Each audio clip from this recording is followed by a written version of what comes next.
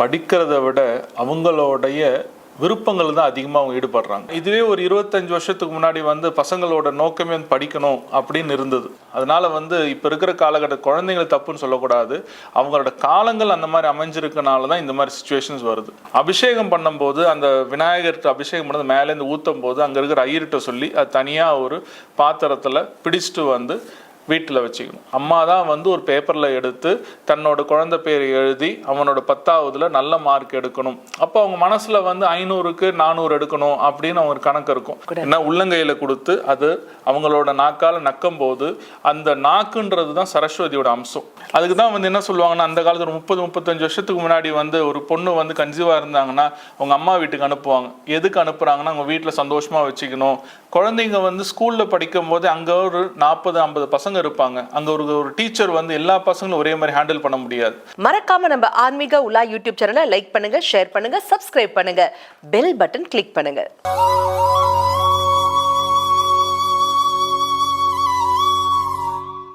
ஆன்மீக உலா அன்பு நேயர்களுக்கு இனிய வணக்கம். எக்ஸாம் ஃபீவர் ஸ்டார்ட் ஆயாச்சு. பசங்க பயப்படுறாங்களோ இல்லையோங்க, பேரண்ட்ஸ் எல்லாம் பயங்கர டென்ஷன்ல இருக்காங்க. பிள்ளைங்க சொன்ன பேச்சை கேட்டு சமத்தா படிக்கணும், நல்லா போய் எக்ஸாம் எழுதணும், நல்ல மார்க் வாங்கணும், இந்த மாதிரி நிறைய ஆசைகள் இருக்கு இல்லையா? இதற்கெல்லாம் ஏதாவது வழிபாட்டு முறைகள் குறிப்பாக நம்முடைய முன்னோர்களால வழங்கப்பட்டிருக்கா? இது குறித்த ரகசிய விளக்கங்களை இன்று வெளிப்படையாகவே நமக்கு உரைப்பதற்காக நம்ம அரங்கிற்கு வருகை தந்திருக்காரு பொற்கோவில் திரு சரவணன் அவர்கள். வாங்க நேயர்களே, சார் சந்திப்போம். வணக்கம் சார். ஓம் ஞான ரூபாய வித்மஹே சக்தி அம்சாய தீமஹி தன்னோ சக்தி அம்மா பிரச்சோதயாத். சார், இப்போ பார்த்தீங்கன்னாக்கா எக்ஸாம் வந்தாச்சு. சரி, இப்போ ஆனுவல் எக்ஸாம் வரப்போகுது.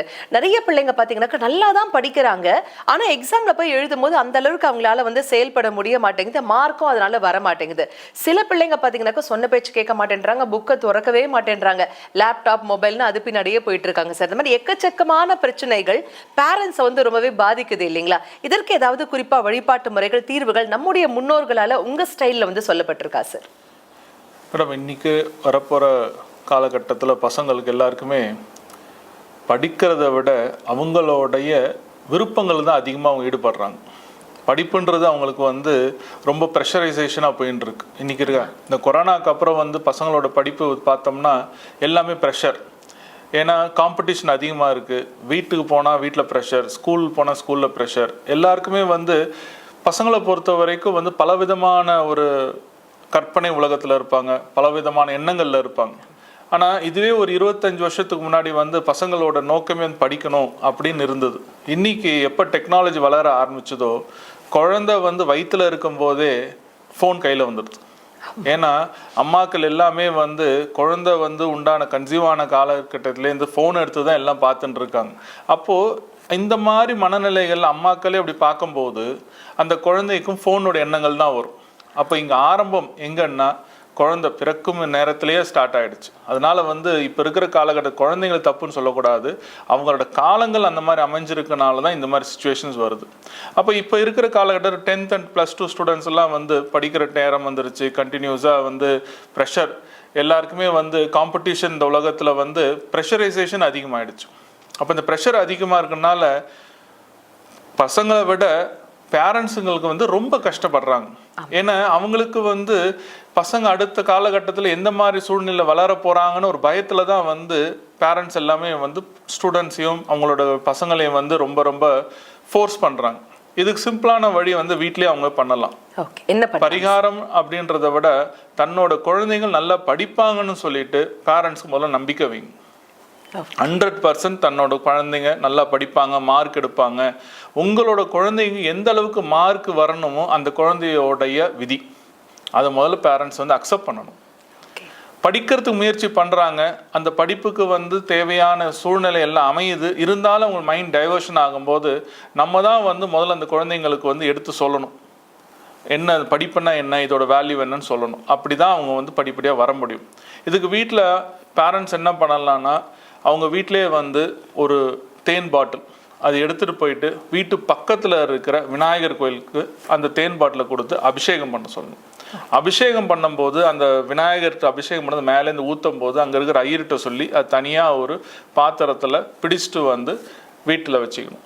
அதை வீட்டில் வச்சுக்கிட்டு அவங்க என்ன பண்ணணும்னா தன்னோட குழந்தை நல்லா படிக்கணும் அப்படின்னு சொல்லிட்டு இது கண்டிப்பா அம்மா தான் எழுதணும், அப்பா கிடையாது. அம்மா தான் வந்து ஒரு பேப்பர்ல எடுத்து தன்னோட குழந்தை பேர் எழுதி அவனோட 10ஆவதுல நல்ல மார்க் எடுக்கணும். அப்போ அவங்க மனசுல வந்து 500க்கு 400 எடுக்கணும் அப்படின்னு அவங்க கணக்கு இருக்கும்.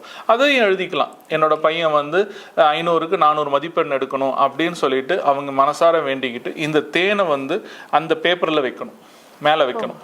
வச்சுட்டு டெய்லி வந்து நம்ம சொல்ற மந்திரத்தை பையன் பேரை சொல்லி அதை சொல்லிட்டு வரணும்.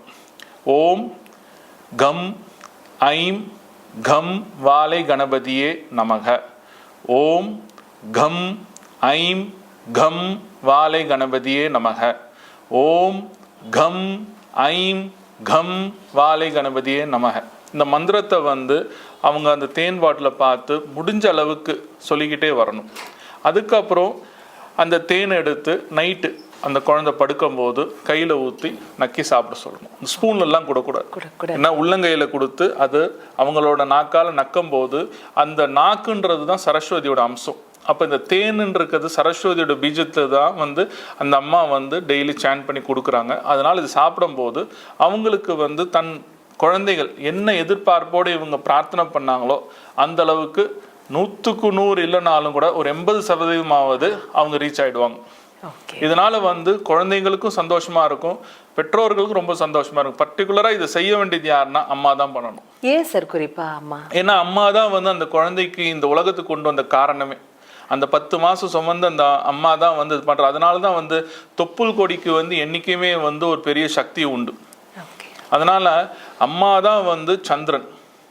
கிரகத்துல பார்த்தோம்னா அம்மாவை குறிக்கிறது சந்திரன். அப்போ குழந்தையோட மனோ சம்பந்தப்பட்ட விஷயங்களும் குழந்தையோடைய தீர்க்கமான விஷயங்களுக்கு அம்மா தான் மெயினாக இருக்கணும். அப்போ அந்த அம்மா வந்து தான் குழந்தை எப்படி இருக்குன்னு நினைக்கிறாங்களோ அப்படிதான் அந்த குழந்தை வளரும். அந்த குழந்தைக்கு உண்டான அஸ்திவாரம் அந்த அம்மா எப்படி அந்த கருவை சுமக்கிறாங்களோ அதுதான் குழந்தையோட வெளிப்பாடு. இதுக்கு தான் வந்து அர்ஜுனனோட பையன் அபிமன்யு அவனுடைய காலகட்டத்தில் பார்க்கும்போது அர்ஜுனன் ஒவ்வொரு நாளும் வந்து யுத்தத்தை எப்படி பண்ணணும்னு சொல்லி கொடுத்துனே இருப்பார். ஆனால் கடைசியாக வந்து அந்த தர்ம யுத்தத்தில் எப்படி வெளியில் வரணும்னு சொல்ல முடியாத சூழ்நிலை அமைஞ்சிரும். அதனால தான் அந்த யுத்தத்தை வந்து அவங்க தோக்குறாங்க. சக்கரவியூகம். ஸோ அதனால அந்த காலத்திலே வந்து எப்படி அந்த குழந்தைக்கு நம்ம சொல்றதெல்லாம் கேட்டு கொட்டுதோ இப்போ இருக்கிற காலகட்டத்தில் அம்மாக்கள் எந்த அளவுக்கு வந்து அந்த ஃபோனை பார்க்குறாங்களோ அதே மாதிரி தான் வரும். இன்னைக்கு இருக்கிற காலகட்டத்தில் குழந்தைங்களாம் பார்த்தீங்கன்னு வச்சிங்களேன், உடனே ஒரு ஃபோனில் வந்து ஒரு டான்ஸ் போட்டோமோ ஒரு சாங்ஸ் போட்டோமோ உடனே டான்ஸ் ஆடுறாங்க, உடனே இமிட்டேட் பண்ணுறாங்க. ஏன் அந்த மாதிரி இதுனா வந்து அந்த அம்மாக்கள் வந்து அந்த குழந்தைய அந்த வளர இவங்க பார்க்குற அந்த ஷார்ட்ஸ் ரீல்ஸ் அந்த உலகத்துக்கு உண்டான அனைத்து விதங்களுமே அந்த குழந்தைக்கு ரீச் ஆகுது. அதுக்கு தான் வந்து என்ன சொல்லுவாங்கன்னா, அந்த காலத்தில் 30-35 வருஷத்துக்கு முன்னாடி வந்து ஒரு பொண்ணு வந்து கன்சீவாக இருந்தாங்கன்னா அவங்க அம்மா வீட்டுக்கு அனுப்புவாங்க. எதுக்கு அனுப்புகிறாங்கன்னா அவங்க வீட்டில் சந்தோஷமாக வச்சுக்கணும், எந்த வேலையும் செய்யக்கூடாது. இப்போ மாமியார் வீட்டிலேருந்து இதை செய் அதை செய்யின்னு சொல்லுவாங்க. ஆனால் அங்கே இப்போ இருக்கும்போது என்ன பண்ணுவாங்கன்னா அவங்க வீட்டில் இருக்கும்போது அவங்க அம்மா நல்லா கவனிச்சுப்பாங்க, தேவையான சாப்பாடு கிடைக்கும், நல்ல ரெஸ்ட் இருக்கும். அப்போ இந்த மாதிரி டெக்னாலஜி கிடையாது. அப்போ என்ன பண்ண சாயங்காலமானவன வீட்டுக்கு வெளில போய் வாக்கிங் போடுவாங்க, நல்ல விஷயங்களை பேசுவாங்க, கோயிலுக்கு போவாங்க. அப்போ அந்த குழந்தையோட வளர்ச்சி எப்படி இருக்கணும்னா ஒரு நல்ல ஒரு சிந்தனையோட இருக்கும். ஆனால் இன்னைக்கு பார்த்தோம்னா எல்லாமே வந்து ஒரு பிரிண்டிங் இமேஜ் மாதிரியே தான் வருது. என்ன பார்க்குறோமோ அதுதான் அந்த குழந்தைக்கு வரப்போகுது. அப்போ எப்போ வந்து இதை வந்து செயல்படுத்தணும் அப்படின்றது இந்த வருங்கால இப்போ இனிமேல் கல்யாணம் ஆகி குழந்தை பாக்கியம் இருக்கிற பெண்கள் எல்லாமே இதை மட்டும் கொஞ்சம் மாற்றத்தோடு பண்ணாங்கன்னா அவங்களுக்கு வர சந்ததிகள் எல்லாமே நல்ல ஒரு பெரிய ஒரு ஆன்மீகவாதியாவோ இல்லைன்னா சக்கரவர்த்தியாகவோ இல்லை இந்த நாட்டுக்கும் இந்த வீட்டுக்கும் ஒரு நல்ல ஒரு குடிமகனாக வர்றதுக்கு நிறைய வாய்ப்புகள் உண்டு. வர மாதிரி விளக்கங்கள் கொடுத்தீங்க சார். ஏன்னா நம்முடைய குழந்தைகள் தான் நம்முடைய நாட்டின் எதிர்கால முதுகெலும்பு அப்படின்னு சொல்லுவாங்க சார். இந்த பிடிச்சுட்டு இருக்கிற அந்த பில்லர்ஸே அவங்களா தான் இருப்பாங்க, அடுத்து வரக்கூடிய ஜென்ரேஷன் அப்படிம்பாங்க. அவங்களுக்கு வளமான ஜென்ரேஷனா மாற்றி அமைப்பதற்கான அற்புதமான வழிமுறைகள் நீங்க பகிர்ந்துட்டீங்க சார். இப்போ இந்த பசங்க நல்லா படிக்கிறாங்க, போய் எக்ஸாம் எழுதுறாங்க. இந்த எக்ஸாம் ஃபீவர்னு ஒரு விஷயம் இருக்கு இல்லைங்களா? கொஸ்டின் பேப்பர் பார்த்த உடனே படபடப்பு, ஒரு பயம் வருது நிறைய குழந்தைங்களுக்கு. இந்த பயம் போகணும்னா என்ன பண்ணணும்? பயத்துக்கு வந்து போகணும்னா வீட்டில் இருக்க பெற்றோர்கள் தான் முதல்ல எடுத்து சொல்லணும். பயப்படக்கூடாது. ஏன்னா குழந்தைங்க வந்து ஸ்கூலில் படிக்கும் போது அங்கே ஒரு 40-50 பசங்க இருப்பாங்க. அங்கே ஒரு டீச்சர் வந்து எல்லா பசங்களும் ஒரே மாதிரி ஹேண்டில் பண்ண முடியாது. அதில் பார்த்தீங்கன்னா டாப்பர் இருப்பாங்க, டாப்பஸ்ட் இருப்பாங்க, ரொம்ப வீக்கஸ்டாக இருப்பாங்க. இப்போ இந்த குழந்தைங்கள்லாம் வந்து எல்லாம் பார்க்கும்போது அவங்களுக்குள்ள வந்து ஒரு விதமான பயம் வர ஆரம்பிச்சிடும். அப்போ அந்த பயத்தை வந்து ஸ்கூலில் இருக்கிற வரைக்கும் அவங்களுக்கு வந்து பக்கத்தில் ஒரு மார்க் எடுக்கிறான், என்னால் முடியலன்னு சொல்லிட்டு சில ஒரு என்ன எப்படி சொல்றதுன்னா ஒரு காம்ப்ளெக்சிட்டி வரும். ஆனா வீட்டுக்கு வந்து அப்படி காம்ப்ளெக்சிட்டி வரக்கூடாது. அப்ப என்ன பண்ணணும்னா அவங்க வீட்டுல பெற்றோர்கள் தான் வந்து தைரியத்தை கொடுக்கணும். அப்ப அந்த மாதிரி ஒரு தைரியத்தை கொடுக்கும்போது பசங்களுக்கு எப்பன்னா எக்ஸாம் வர நேரத்துல பசங்களை ப்ரெஷர் பண்ணாதீங்க. இது ப்ராக்டிக்கலான விஷயம். அப்போ பெற்றோர்கள் என்ன பண்ணணும்னா நல்லா படி பண்ணி நல்ல மார்க் வரும், கவலைப்படாத, அப்பா இருக்கிறேன், அம்மா இருக்கிறேன், இந்த மாதிரி உறுதுணையாக சொல்லி அமிச்சோம்னா பையன் வந்து இல்லை பெண்ணோ நல்ல மார்க் எடுப்பாங்க. ஏன்னா அவங்களுக்கு அடுத்த பயம் எங்கே வரும்னா வீட்டில் என்ன சொல்லிடுவாங்களோன்னு தான் பயம் வரும். ஸ்கூலில் என்ன சொல்லணும், வீட்டில் என்ன சொல்லிடுவாங்களோ, நான் செஞ்ச தப்பெல்லாம் வந்து சொல்லி காமிச்சிருவாங்களோன்னு அந்த கடைசி நேரத்தில் வரும். இந்த பசங்கள்லாம் வந்து இதை பற்றி எதுவும் கவலைப்படாமல் இருந்தாங்கன்னா அதை பற்றி கவலைப்பட மாட்டாங்க. ஆனால் எல்லா பசங்களுக்கும் வந்து மனசுக்குள்ள வந்து அடுத்த மூவ் எப்படி போகணும் ஒரு பயம் இருந்துக்கிட்டே இருக்கும். அப்போ இந்த எக்ஸாம்ன்ற போது என்ன பண்ணணும்னா நம்ம சொன்ன மந்திரத்தை மனசார அவங்க அம்மா வந்து சொல்லி அந்த தேனை கொடுத்து சாப்பிட்டு வந்தாங்களா அந்த பசங்களுக்கு எல்லாருக்கும் ஒரு மனோதைரியம் வரும். அந்த பேப்பரை எடுத்து பார்க்கும்போது அவங்களுக்கு என்ன படிச்சாங்களோ அதே தான் வரும். இந்த மந்திரத்துக்கு வந்து அவ்வளவுதான் சக்தி உண்டு. இந்த மந்திரத்தை வந்து ஜபம் பண்ணி அந்த ஒரு தேனை வந்து அந்த குழந்தைங்க சாப்பிடும்போது அவங்க முன்னாள் நைட் இல்லைன்னா அவங்க மனசார ப்ரிப்பேர் பண்ணி இருக்கிற விஷயங்கள் எல்லாமே பேப்பர்ல வரும்.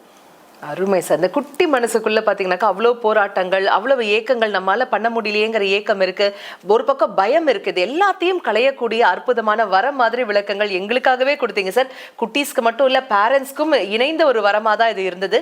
கொடான கொடி அன்பு நெஞ்சங்கள் அனைவர் சார்பாகவும் மனமார்ந்த நன்றிகள். என்னங்க எவ்வளவு சூப்பரான விளக்கம். அதுவும் இப்போ இருக்கக்கூடிய அந்த எக்ஸாம் டைம்ல ரொம்பவே தேவையான இன்றியமையாத ஒரு விளக்கம் சார் நமக்காகவே கொடுத்தாரு இல்லையா? இதே மாதிரி இன்னும் நிறைய பயனுள்ள விளக்கங்களோட அடுத்த எபிசோடில் நாங்கள் 2 பேரும் சேர்ந்து வந்து உங்களை சந்திக்கிறோம். அதுவரை நன்றி, வணக்கம்.